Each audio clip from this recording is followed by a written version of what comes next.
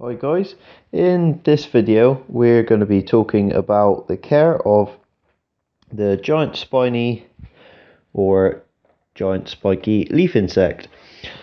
So this is a species that is from Australia and New Guinea.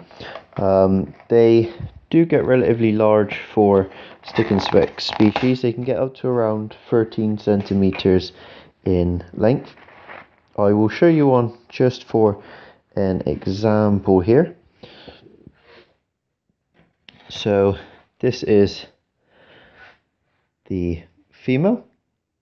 So this is a bit of a new additions and also care video. So these are the new ones I've got. I've got a pair of these. You don't have to have a pair to get eggs.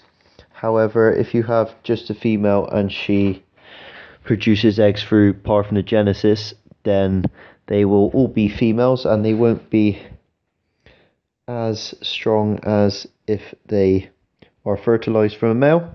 If they are fertilized from a male, then you'll get a mixture of male and female baby insects, or nymphs as they are known.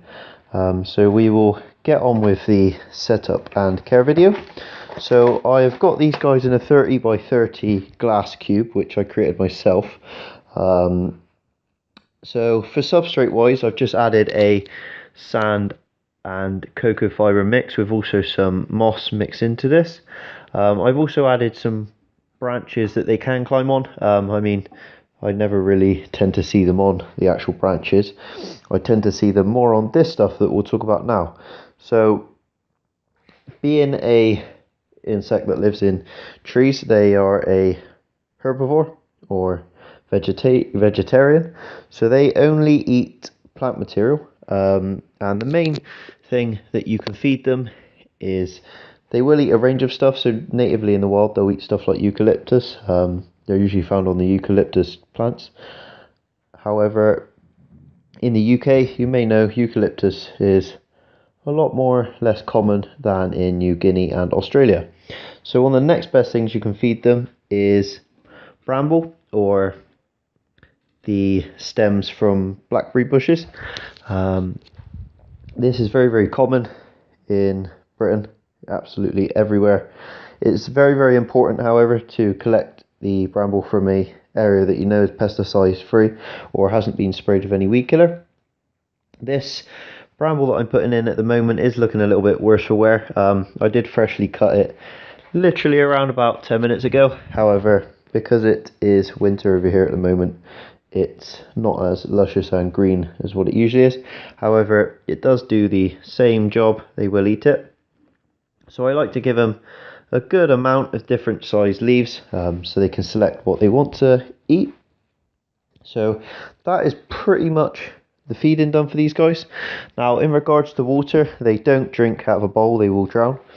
You simply just use a sprayer just like this, and you give it a light misting. Around about once a day is ample. They will drink the water off of the leaves, and that will keep them nice and hydrated.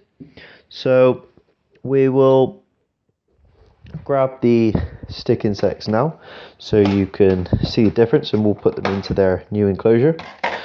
So this is the female. You can see it's a female because she doesn't really have any proper wings. She has little buds. You will also notice in a second when I grab the male that she is a lot more chunky. So we'll place her into the enclosure like that, and we will grab the male. So here's the male. They are both still nymphs at the moment. They're nowhere near full grown. You can see he's got slightly longer wing buds. He will stay a lot skinnier, mainly because the females are the ones that produce and lay the eggs, so they need to be a lot bigger. So we will place him in the enclosure as well, and we will switch over the lens and get some macro shots of these guys for you to see them. So now I've added the macro lens so we can get some nice close-up shots for you guys. So this is the male. You can see the mouth parts at the front, and a lot skinnier than the female, which is just here.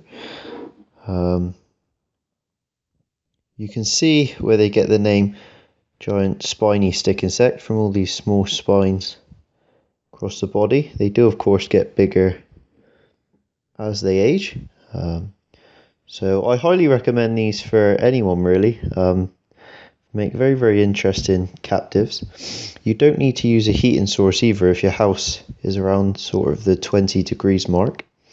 These guys will be more than happy. Now they do also molt, so they'll shed their entire exoskeleton, so you do need to keep them sprayed once a day just for that, so they don't get stuck. And they do grow relatively fast. These are still quite small, but I will keep you guys updated. They do make very interesting pets. One of their defenses, you can see she's doing it right now, is to basically pose like a scorpion. It scares off any predators that may have disturbed them. However, their main defense mechanism is to just basically remain still like this, and to any birds passing by they just look like part of the tree or plant that they're on. So thanks for checking the video out, guys. If you enjoyed, then like and subscribe.